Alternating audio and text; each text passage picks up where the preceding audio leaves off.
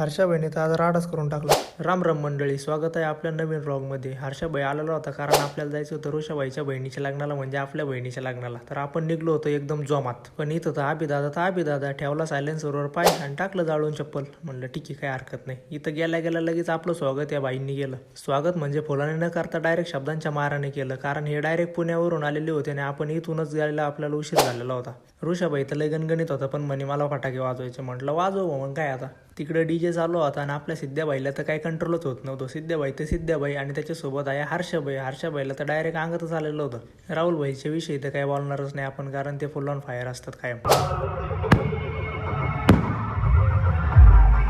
आपल्या सौरभ भाऊची सेल्फी तर बघा, एक नंबर वर का. सेल्फी स्टार म्हटलं का सौरभ भाऊचं नाव आलंच पाहिजे, विशेष नाही.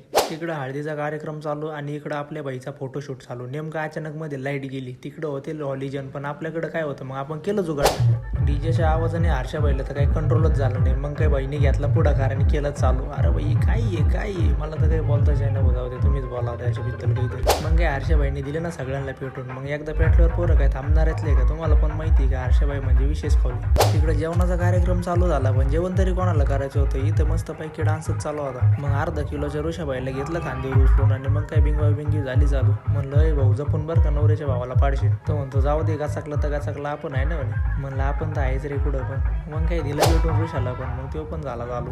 उगं घरचं लग्न होतं भाऊ म्हणून थोडा शांत होता. नाही तर योगी ती पण साडी करतो आपल्याला पण माहिती आहे. म्हटलं ठीक आहे भाऊ, आता काय तुझं घरचं आहे म्हणून तू बस शांत.